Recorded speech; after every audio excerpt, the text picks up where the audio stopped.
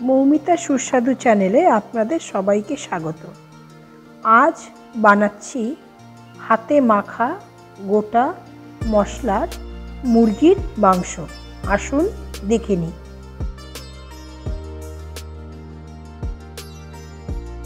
আমি এখানে 750 গ্রাম মাংসের পরিমাণ মতো পেঁয়াজ কুচি করে কেটে নিয়েছি, আর কেটে নিয়েছি 2টো টমেটো, মাংসের 4টে আলু, আপনারা আলু চাইলে স্কিপ করতে পারেন, আর কয়েক কোয়া রসুন নিয়ে নিয়েছি, যেগুলো একদম কুচি কুচি করে কেটেছি।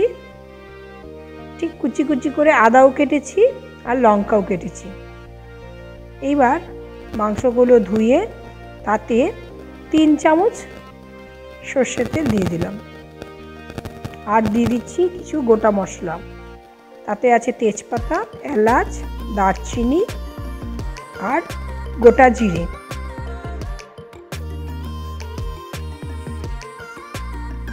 এবার মিশিয়ে দিচ্ছি লবণ আর হলুদ।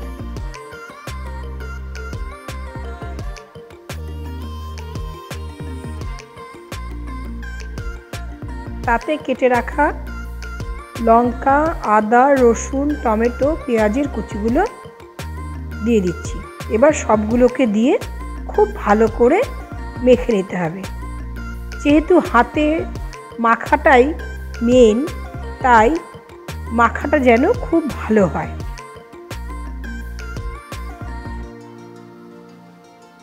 মেখে নিয়ে তাতে দিয়ে দিচ্ছি জিরে গুঁড়ো আর ধনে গুঁড়ো। এখানে জিরে গুঁড়ো আমি 1 চামচ নিয়েছি আর ধনে গুঁড়ো 2 চামচ দিয়ে 2 ঘন্টার জন্য ম্যারিনেট করতে রেখে দিয়েছি।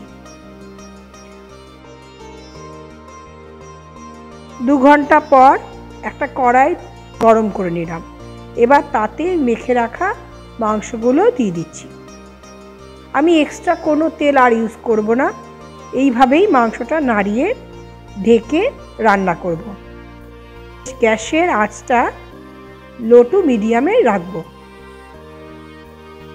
বারবার ঢাকা খুলে নাড়িয়ে নিতে হবে, না হলে তলায় লেগে যাবে।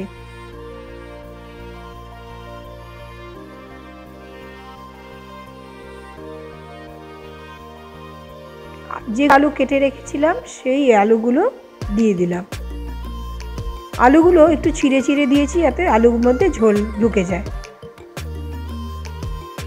মাংস থেকে অনেকটা জল বেরিয়েছে, এই জলেই মাংস আর আলু দুটোই সেদ্ধ হয়ে যাবে।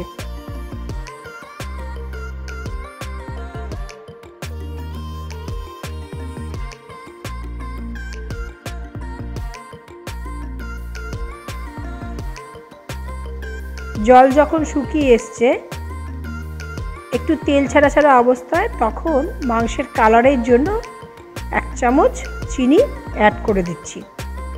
আপনারা চাইলে স্কিপও করতে পারেন।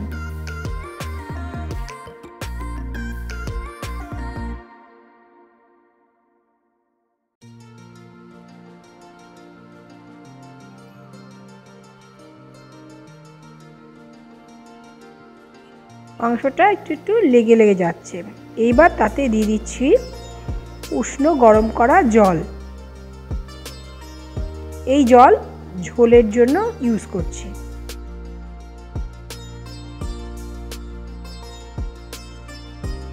জলটা ফুটে ঘন হয়ে এলে ঝোলের পরিমাণ দেখে গ্যাসটা অফ করে কিছুক্ষণের জন্য রেস্টে রেখে দিলেই তৈরি হয়ে যাবে এর হাতে মাখা গোটা মশলার মাংস। গরম গরম ভাত, রুটি বা পরোটার সাথে এই শীতের রাতে পরিবেশন করুন হাতে মাখা গোটা মশলার সুস্বাদু মুরগির মাংস। আমার ভিডিওটি ভালো লাগলে লাইক, শেয়ার এবং সাবস্ক্রাইব করতে ভুলবেন না।